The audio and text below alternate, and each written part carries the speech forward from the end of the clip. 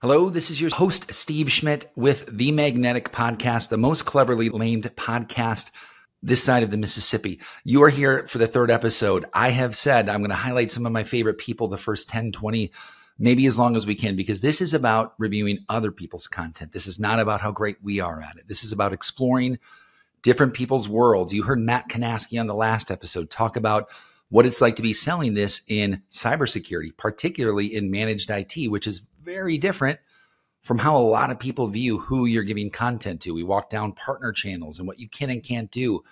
And to me, it shed a lot of light on, hey, this isn't about writing LinkedIn posts. This is not a podcast about that. But the gentleman we have on today is somebody who's been blowing up on LinkedIn the last 3 or 4 months. His name is Gabriel Lullo. Gabriel's become a friend of mine since we used to battle it out in the trenches in the lead gen. I had a company.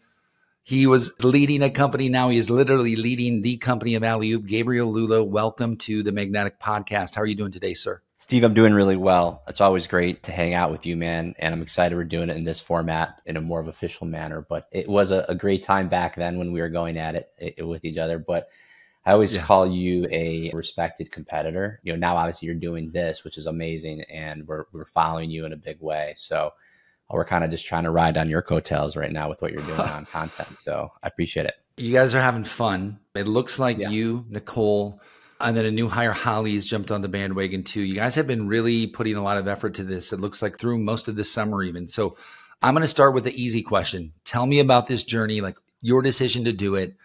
It looks like a top-down approach. I'm not sure. Tell us, what was the decision?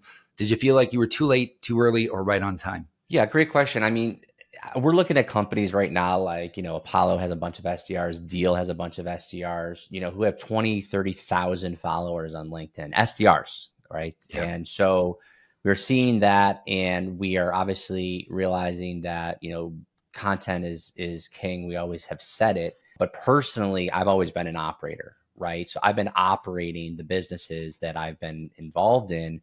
And I know it's an excuse to say I just don't have the time and this and that, but really is like my focus has just been operating a business. And so when we took over more of the face of the company and got into the CEO role early this year, I knew that I had to, create kind of a path for the team, because ultimately it was not about just me being on Zoom or on video or Riverside or whatever it is to do this content. I wanted to showcase to our SDRs, hey, this is where other SDRs are having success. I'll start first and then, leadership behind me. And now our SDR teams are doing it as well. So it is a top-down approach. That's how we started it. But I just haven't really been active on LinkedIn. I only had a couple thousand followers organically over a decade of worth of being on it. And now we've, I think, tripled my following. Again, very small still, but tripled in a matter of 3 to 4 months of what it took me, 10 years to do. So we're very much excited, and it's really just starting. So yeah, I think that's the answer. Yeah, it's interesting. Just talking out loud, 2021, I founded a lead gen agency. Title, had heard of Alley-Oop, did not know what I would do, had a little bit of money just because I had a really good banner year as a consultant the year before, kind of doing the thing I love to do, which is what Gabe does, which was hired 50 SDRs, went and sold PPE in the middle of a healthcare crisis. And we were one of the quote unquote good guys, meaning most of what we delivered got there and it was the real thing. I mean, we had all the testing and everything, so I didn't have to like check myself at the door. Like we were doing as good as 3M and Cardinal, if not better. And I took that cash and I was like, hey, I'm going to start a lead gen firm. But the thing I didn't think about is, I love outbound. I'm one person. Can I really go outbound to get outbound? Because like you're going to quit this one job. You got to start another one. You need customers, right? And so what do? We go get our first customer who's always like the friend who heard you were going to do it. And they're like, dude. And you're like, I can't charge you that much because this might suck. And like we had those 2 or 3 and funny enough, all from Sioux Falls, South Dakota, like really like we were in their league just because they hadn't really heard of this stuff yet. So we weren't like out of our britches, and we did pretty good for those guys, but I didn't know how to scale. So I called Jake Dunlap at Scaled Consulting. Huge respect and shout out as always to Jake. We don't talk that much anymore today. I guess we're competitors, but I don't see it that way. He had a ghostwriting department. I didn't know about it. He said, you should hire him. I said, how much? He said, $4,200 a month. I said, but I'm just a person, not a company. And he's like, I would do it. And so I said, okay, I'm going to put $20,000 into this thing. And if it stops working, I'm done. it's coming to an end of the story here because now we're about to compete because we forced it down Alley-Oop's throat. We came in on LinkedIn when nobody else was doing this. So I guess I was smart enough by default to say, okay, that is at least something I can get behind. I met with their new intern. Her name was Mackenzie. Mackenzie came on to be one of the best ghostwriters, I say, in LinkedIn history. She writes for some of the biggest names today. I stopped using Mackenzie only 6, 7, 8 months ago, sort of because I had that discussion with her. I'm doing my own thing. Writing will be a part of it. I love you. I will always love you. And I'll hire you to write for me as soon as we can afford it. Again, so it was kind of like this passing of the torch. And what we're doing is so different for that. But I bring it up, Gabe, because you're doing it a couple years later, but you're also doing it so much bigger than when I did it. And my last point was going to be 87% of the 5.12 million we had brought in was attributed to LinkedIn content simply because we didn't have an outbound team. And so it kind of had to be, right? Because we weren't Googleable. And that stat kind of caught wind and people were like, well, why can't we do that too? And I think if you fast forward here, you guys are just going, well, the market's matured quite a bit. We're also in a recession. And I don't know if you've been paying attention, Steve, but a lot of people have been doing content. Give me the read on how you view, call it your competition when they're doing content, or do you just not even pay attention to it and say, we're going to focus on our lane and this thing is going to reinforce the business? Or do you look to the left and to the right and say, I'm going to see what science is doing. I'm going to see what Memory Blue is doing. Well, we definitely keep track of what our competitors are doing, not only on LinkedIn, but all, obviously as a competitor. What I'm not, knocking anything, but I'm not seeing them doing it actually. There's a lot to, here's how I look at it. There really hasn't been, a lot of opportunity for us to say things from an Alley-Oop perspective because we've been just doing it and been working hard and just focusing on building, right? And now I realized, I was talking to some of our colleagues the other day, I said, and this is not to come across arrogantly, it's like, wow, when doing these podcasts and doing shows like this, it's like, I didn't realize how much I actually knew, you know what I mean? Until people started asking me questions about it. Dude, you're a really smart guy. Well, thanks. But that's what I'm not saying. It's like, we're in the weeds every day and like, we're talking to talk all the time. So you don't realize like what you know until you actually are asked questions from people who don't know those things. And it's really interesting to get out there and start having some conversations like this, because I think right now on LinkedIn, people are just trying to get these huge followings in ways that, just like regular social, like Instagram or Facebook, or like they're just trying to like buy, followers, and we're trying to do it organically, right?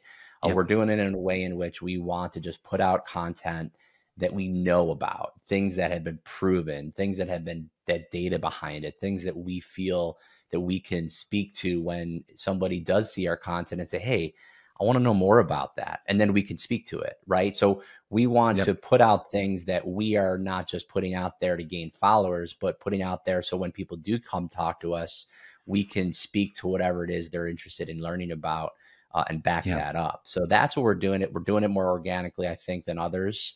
But I'm not seeing our competitors do it right now. I think that they should be. We're definitely looking to capture the market share because of it. I think it's super smart for obvious reasons. It is my sort of, I look at you and I smile, right? Because I think we even had the conversation, like the passing of the torch in lead gen, although like, it wouldn't matter because I sort of got torched out of that business anyway. So like, that's okay. Like it was one of those things where people ask me like, so are you anti-SDR? And I'm like, no, hold on.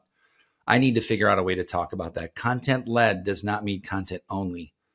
Content-led means I'm going to make content with the idea that is what's leading it, meaning I'm going to give people the option to also find out about this so much that I'm going to bank on that and sort of invest in that as my product-led growth, right? Because your product is your people. Yeah. Talk to me about that. I think we've been talking about this internally a little bit because there's so many experts, there's so many gurus, there's so many self-proclaimed subject matter experts that are just trying to create like this political, war about what's better, listen, there's all this like massive, I think we're complicating a simple conversation, right? It's like sales development, appointment setting, cold callers. Is email more important? Is cold calling dead? Is LinkedIn even worth it? Like all of that stuff. I'm like, listen, we're prospecting. Like everyone knows what prospecting is. Like we're prospecting. Do you need to make phone calls when prospecting? No one's going to say no. Do you need to send emails when prospecting? No one's going to say no. Does it make sense to create a brand around yourself and be a subject matter expert on social media when prospecting? No one's going to say no. So the answer is like all of the things are important. It's like You don't bake a cake with just eggs. You need all the ingredients. Now, are there ones to do things differently, and are there tweaks, and are there more effective ways of doing stuff? Yeah, but also based on who you're reaching out to. It's easier to Mm-hmm. get a hold of a VP of sales than it is to get a hold of a VP of technology. So do you think you Yeah. should do different channels for those personas? Yeah. Mm-hmm. But saying there's a silver bullet in prospecting is completely not true. So yeah, I think, content led is a great way of approaching it. But to Yeah. your point, it's not the only way. Well, it's not the only way. It can also say if you had, and you may, right? And you may want to talk about this. So if you're the CEO running the company all day, as much as I know you like to be on there, there's just no way. And I didn't either. And I still don't, even though it's our business. You don't just sit in LinkedIn all day and respond to direct messages. Do you have an SDR sort of working your content for you? Have you always had that? Is it something that you brought on recently? Because I can't imagine that you have a lot of time to spend there, but it does require quite a bit amount of time. And I don't see like an executive assistant or an SDR as cheating. I view it as like, help me manage my day, help me communicate to people. Right. Walk us through that. What do you use, or do you do it all? Yeah. In the beginning, when we first started, it was a test. Like, is this worth it? We have to kind of convince ourselves if like, are people going to really want to listen to what we're saying? Is this really going to be worth it? So at first, yeah, I was doing it myself, and I scheduled it. I put it on my calendar, and I put, okay, LinkedIn. And I literally put an hour on my calendar every day and it just was called LinkedIn, and I put some headphones on and got to work. And now, it's about building a team around you. Now it's, yeah, I am responding. It is me communicating most of the time, but I will say that I do have a team around me, and it's not cheating. Like, you build a team around you no matter what you do, if you're serious about it, right? If you're a professional about it. So yeah, we definitely have people in my LinkedIn and, starting conversations and engaging, and we have tools around it and an amazing marketing team that we have built for this reason. And we have continually added to it and added to it as we've seen more and more value to do so. And obviously return coming in from it as well. So yeah, we definitely have a team surrounding it. Talk to me about this. I'm gonna maybe go down a road I shouldn't, and I'm sure you will not. Just tell me if I did. You'll answer appropriately. I'll say pass. No, I'm just joking. What do you got? Yeah, you can. You can. We haven't had that yet. I would actually love it. That would make me feel really like I'm asking the hot I'm questions. not going to say. Give me the question. G2. Okay. I'll call it those kind of review sites. Lead gen really gets after it on those. There's a lot of reviews on those. I think that it's tough for people right now to look at review sites and really understand if they can take them seriously. I think they even trust people's content on LinkedIn, because if I have to go to Gabe, and Gabe's full of shit, for lack of a better word, and you're willing to come out on LinkedIn, I am going to be willing to find you if you've really done me wrong, right? And I look at G2 as like there's a wall there, right? And a bad wall, right? You can get really bad reviews from people who were never a customer. Talk to me about G2. Is that a reliable site? Because that's content. It's advertisement. It's paid for. And so that's paid content, right? But then you can subscribe to it, because if you want to be the content person, essentially you are saying, G2, I'm going to rent some billboard space and allow people to tell you what they think of me, but I'm also controlling those responses too, because if I need to challenge them, I might take them back. Okay, so I'm going to stop you. This is your baby, I can tell. Walk me through that. What is your stance on it? Talk about cheating, right? A little bit. Like, they're a company. They're there to make money and create revenue. And the way in which they operate their business is to do exactly that. So is it useful to look at G2 and look at reviews? Sure. Is it your decision maker? No. So that's why I think it's how I approach it. Here's the deal. If you want to talk to our customers, or any company wants to ask, hey, can I talk to some referrals or other companies, current or past, that you've worked with? I think those are the most important conversations you should be creating for yourself. And if you can't point to a group of current or past customers that are willing to brag about, your relationship with them, that's the problem. So if you're looking to speak with us, make sure you're asking our growth managers that question. And if you're looking to take a look at a competitor or anything in the space, ask, hey, who can you introduce me to that have worked with you guys either now or in the past? And I think that human to human real referral review is the best way to really architect a decision. Yeah, it's interesting. I went there today. there was a competitor of yours who's just getting destroyed. I don't see Destroyed. them I know, as soon as you said it, I know who it is. I'm not going to say the name, but it's funny because I've gotten a bunch of those conversations from a few competitors right now that are getting destroyed because they're making some massive company shifts and changes, and it's hurting some of their client relationships. So I'm going to say that this is akin to sports, right? Because you never talk about your competitor, and you're very good about this, right? In a negative light, like you're very good about being like, well, that's not cool, but you know, da da da da da da.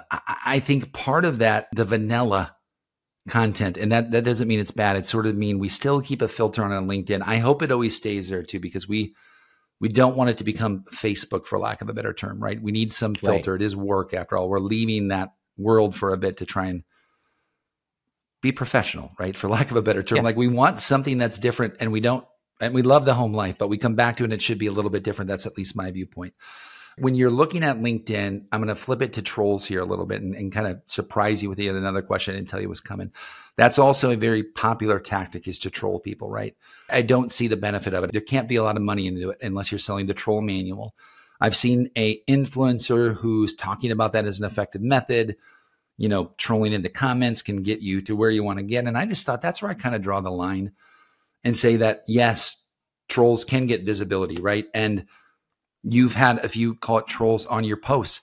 When you think about trolls in LinkedIn, is it something that you want to keep up and have a discussion about? Or do you kind of filter and go, I don't know if that's for public consumption. I want to have this conversation behind closed doors, but thanks for bringing it up. Like, how would you debate that? Because some CEOs are crazy enough to say, like, I'd have the debate in public on the comment thread. I'd say that doesn't seem like the best place to have it to get a resolution. What would you do if someone came in and said, hey, Gabe, alley-oops, they did us dirty, right? We were with them a year ago. I like your post too, but like, hey man, that wasn't what we bought. Like, how would you handle that? Because I think a lot of CEOs go, that's what I'm scared of. Yeah. I don't want someone blasting me. Do you remember this? So I just started this posting in, I think, April. And you got torched. It's funny, like I posted 3 posts like in the matter of a week and a half.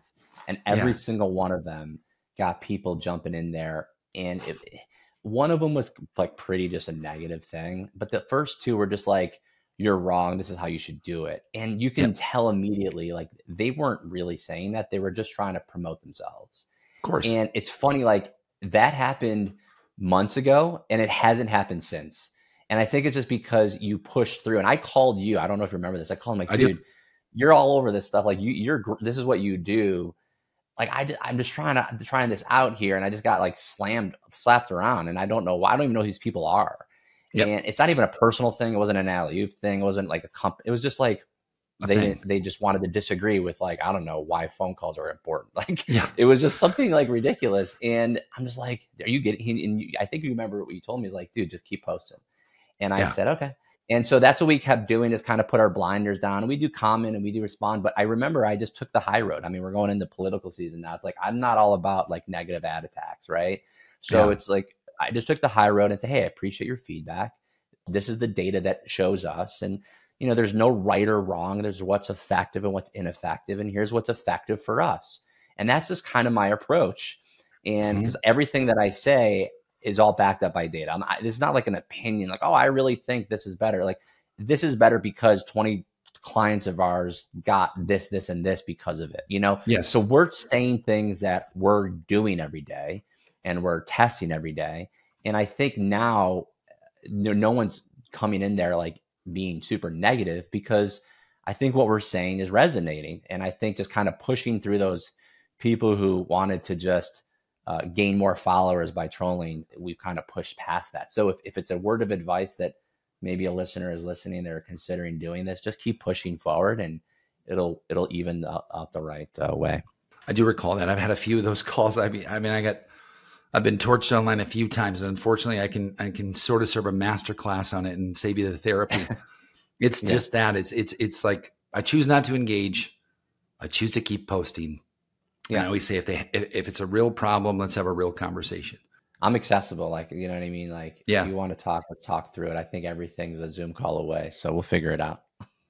You do think that, by the way, and I love that, because If I've got to know anything about Gabe, it's if there's something we need, we're going to hop on a Zoom call, and Gabe just kind of inserting this in the middle. He is a light of sunshine in my life. Content is something that my company does every day, and it is very rewarding. It can be frustrating when it's not working. What we do is we write for other people. We come up with strategy for other people.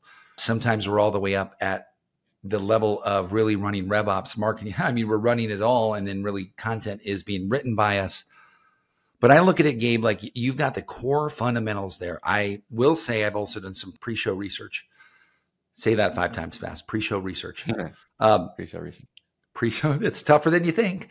YouTube. I feel like YouTube's going to be the next big B2B push. As a matter of fact, I know for a fact it will be in 2024 because we're reaching a little point of micro-saturation. Had to sound really hip there, micro-saturation on LinkedIn. But on YouTube, it's a totally different game. LinkedIn today is an algorithm. None of us really know what it is. We kind of know, and then we prove it and disprove it. Over on YouTube, they're like, nope, it is a complete search-driven algorithm. Your keyword strategy drives it based off what people are looking for. Like this is in the people's hands. Yes, we can sell them ads, and yes, they sell a ton. You can also advertise on LinkedIn. So it's two like native platform. You're going organic today. There's paid LinkedIn. There's YouTube, and there's paid YouTube. So today, I'm going to say like the 4 pillars I see to be the biggest in 2024. Walk me through those. So you're doing organic LinkedIn today, right? Yeah. Posting. Are you guys doing paid on LinkedIn? Oh, we are not. We actually took it down because of our organic was working and has been. So we took those budgetary funds and put it into our organic marketing. Huge. I guess I didn't know that when I asked that question because I'm going to keep asking. And I love that. No. YouTube. Are you guys on YouTube today? We are not on YouTube, but we are significantly doubling down on video on LinkedIn. Right. And now, obviously, with that working, we want to start a YouTube channel because of it. And to your point, I think the reason why YouTube is doing so well is because it's video, and video is the way content right now is being consumed. I mean, call it TikTok, call it whatever all the other channels, but it's all about video. And what is this? Scroll stop, like just like video. Like if it's a video platform, I'm doing this, right? So TikTok, shorts on YouTube, where LinkedIn, I'm kind of like reading, right? That's kind of the motion I go through. Yep. So I think, accepting video right now in the business world is definitely how you should be doing it. I'm doing more and more podcasts like this, and those are obviously going to be posted on YouTube as well. So I think it's the way to go. It's the next logical step after springboarding from LinkedIn. Yeah. Now, okay. So springboarding from LinkedIn, most people will go, gosh, I don't know what to talk about. We can only talk about this so much. Like after a while, saying the same thing gets old. And I would say that's a mindset problem, number one. And number two, it simply isn't true. There are so many places to go get content options from. We won't even really go there, but in a second we will, because we're going to talk about the various ideas where people can get who are listening to this. Because I want to do a game with you and me where it's like, all right, let's think of places where people could find inspiration when they don't have it themselves. And you and I will go and we'll probably have 50 things done in a minute. But my question for you right now is, as you look to the frontier, and you look at what has happened on LinkedIn, i.e. your content has to be good. Content has to be good for people to see it.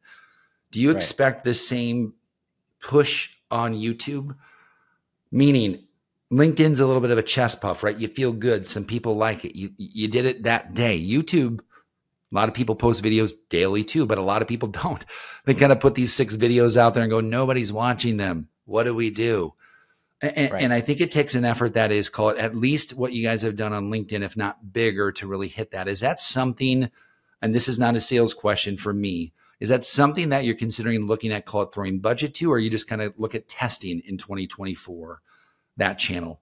Well, I think the best way for us as sales leaders to be utilizing YouTube is in a podcast format. Like when it comes to like, what do we actually have to put together? I'm not talking about building an actual video that is, world renowned and produced and edited. I'm talking about, communicating on this medium and then posting that on YouTube, I think is the best way for us in our space, in our industry, to utilize YouTube. Gotcha. So it's answering sort of the questions that people would have, right? So if I'm on YouTube and my search on YouTube, which actually would be more Google, let's admit it, is lead generation agencies. I bet you it's much more Google than it is YouTube, right? So how do I tie that reinforcement in there?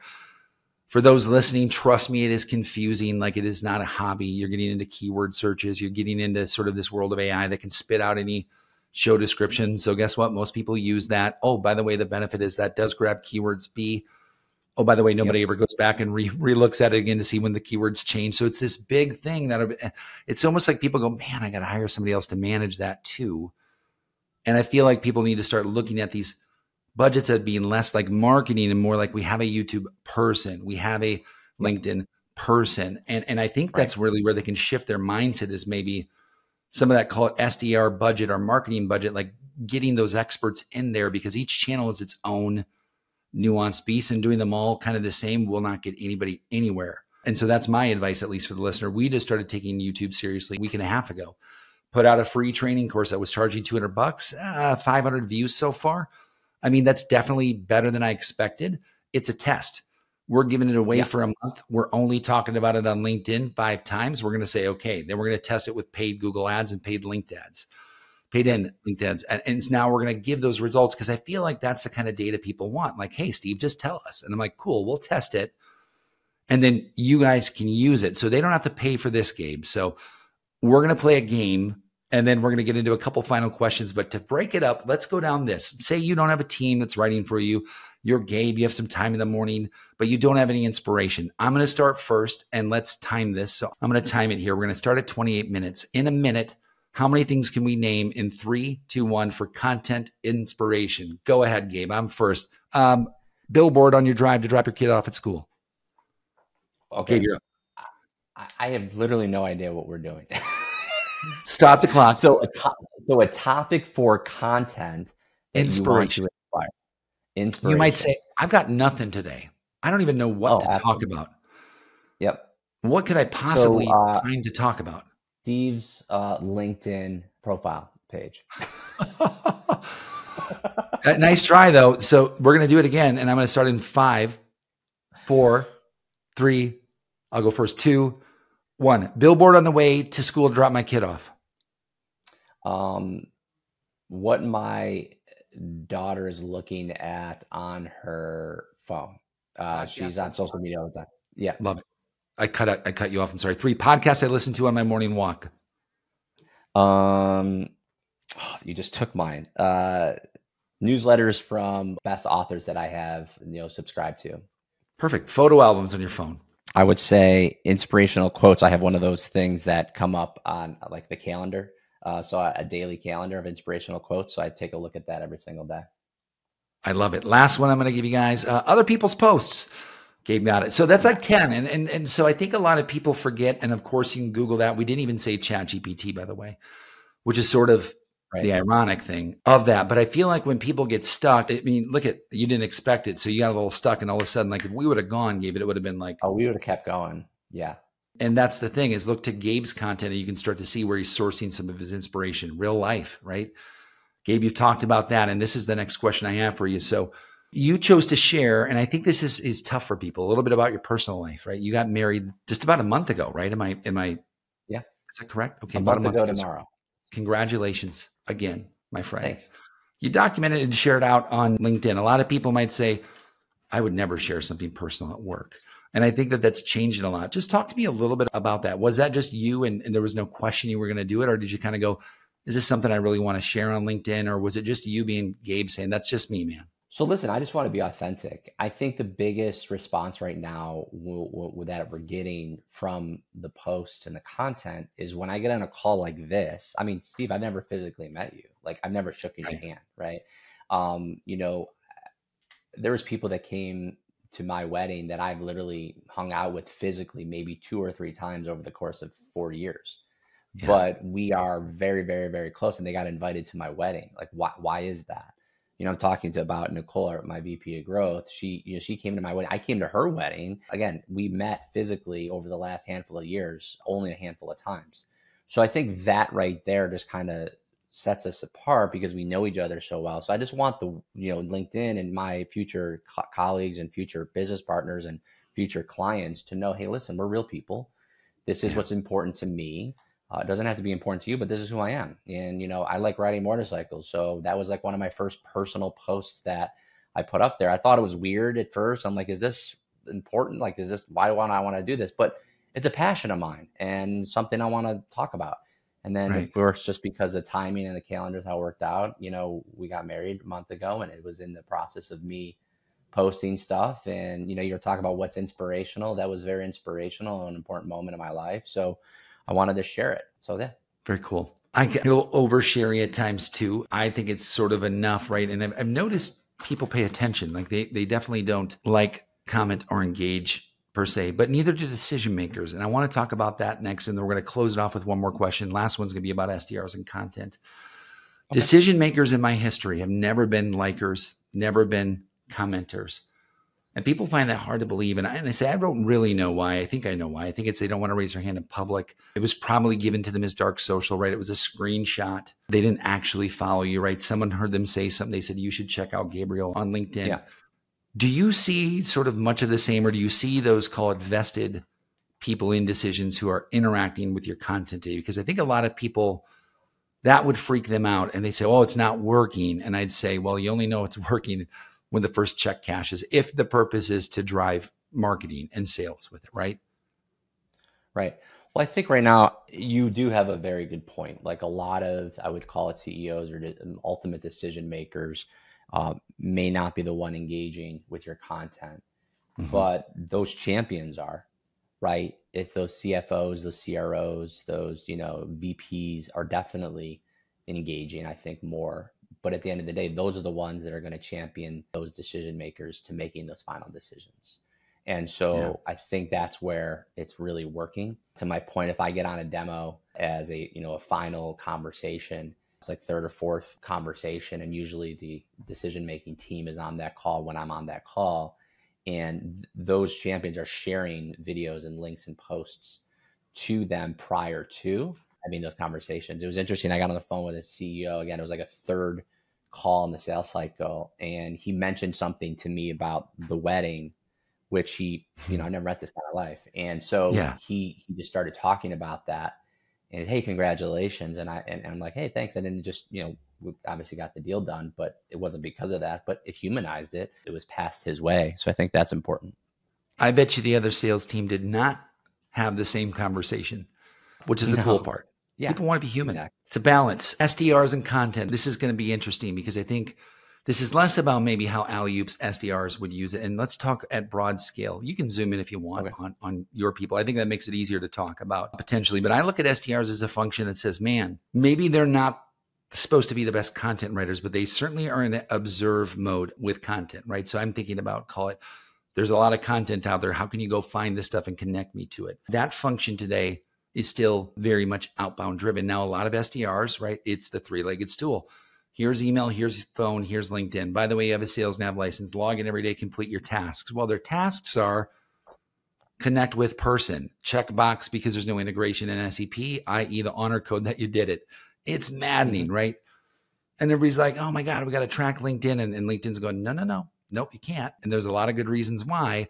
And yet the activity, you call it as an SDR agency, feels like, man, I can track everything else, show you the email responses, but I cannot show you maybe everything on LinkedIn. Do you think that sort of deflates it in the agency world from the SDRs wanting to use it because they're only there, call it, for a bit, or you can't show the customer that tick of the box? Or do you guys really centralize that activity as part of your SDR three-legged stool and rely on that heavily for meeting bookings? Yeah, so there's actually a couple ways. I'll give you some tricks of what we're doing if you want. We have a lot, to your point earlier before, we were talking about like we have a person, right? A LinkedIn person or a YouTube person. Marketing people are wanting to create content, they have creativity and they want to produce stuff, but they don't want to be sitting in the, LinkedIn profile page all day long and engaging. And by the way, they're marketing people, nothing against it, but they're not really designed to do that. The SDR is designed to do that. So as a service, what we're now providing our clients is SDRs are sitting in founder-led sales LinkedIn profiles. So they're sitting in the CEO or the VP or the CRO's LinkedIn profile, and they are providing, activity, engagement, and reaching out. And of course, that could be tracked and monitored by the executive team for the client internally, so they can witness and see what it is our reps are doing in their profiles as a service. So that's one thing we're doing. Another thing you can do is, if you want to gain more invitations, you get maxed out, right? So there, you only have so many invitations a week. I think it's 100, 150. You're the expert, but either way, when you come in on the weekend on Friday, you can easily ask all your reps to send a screenshot of your LinkedIn connection max limit notification, and that will prove that they have exhausted everything they can before they come back in on Monday when it replenishes. So those are just some things that we're doing to track it. That's really cool. That was frustrating for me. We wanted to be able to showcase sort of the talent there, the ability to understand it. I feel like LinkedIn's most valuable asset still to a lot of agencies might be Sales Navigator.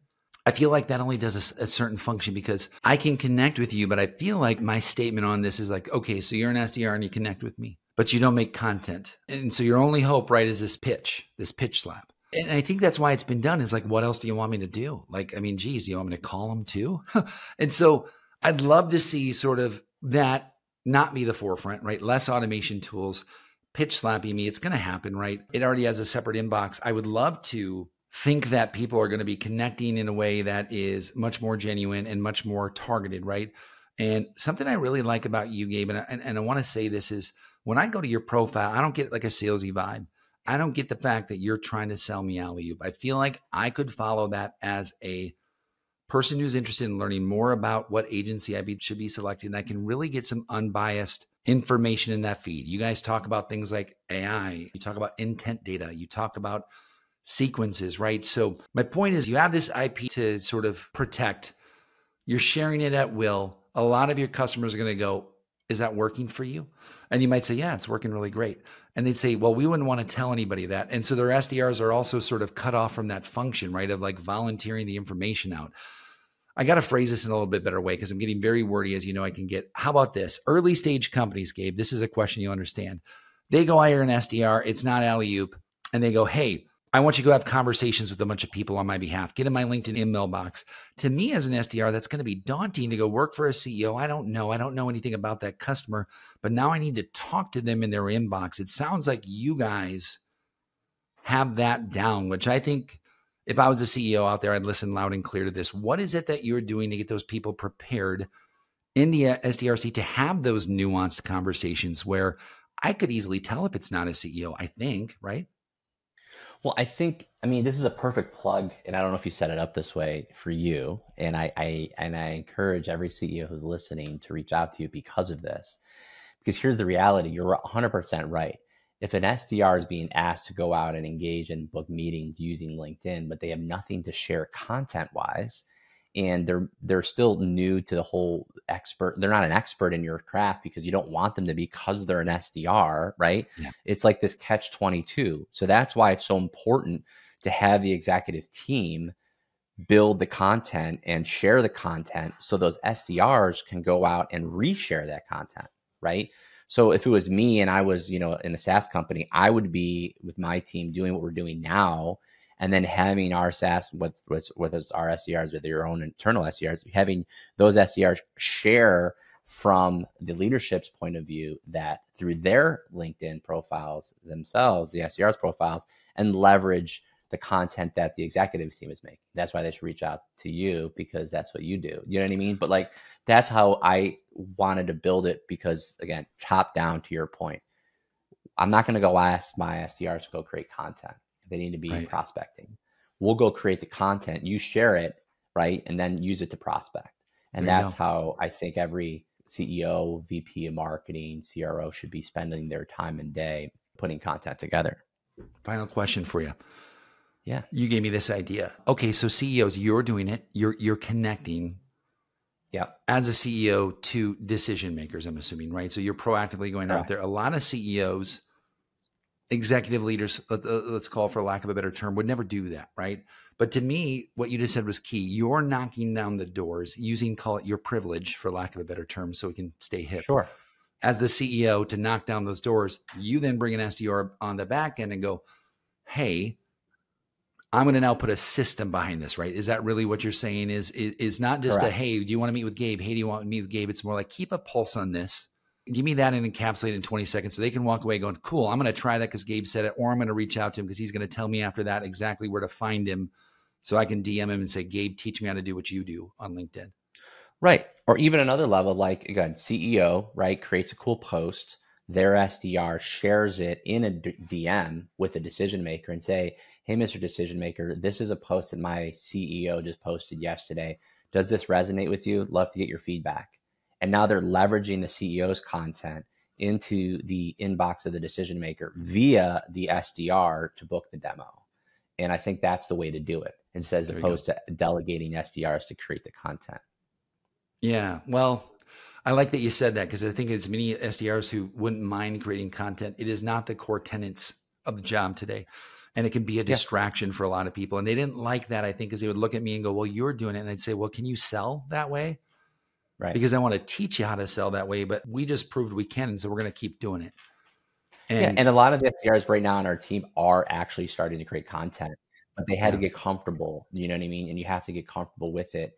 And that's what they're starting to get, that comfortability, once they're seeing everyone else in their company doing it with them. I love that leadership, man. Charge from the top, bottom. Kudos to you, Gabe. You know, I have a lot of respect for you. Where can people find you? Because they probably, if they're listening still, it's for a reason. They must have liked you.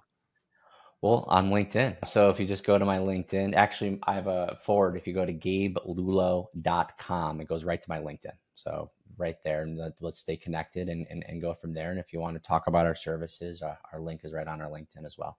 Cool. So you'll have seen that in the captions, GABELULLO.com, right? .com. Has Yeah, goes right to LinkedIn. Gosh, I love it. I always say, shoot me your Calendly link. He goes, it is GABELULLO.com. I'm like, you son of a gun. Gabe, thanks a lot, man. I've had a lot of fun with you chatting content today. Go join your daughter, man. Thanks for joining us today in the Magnetic Studios.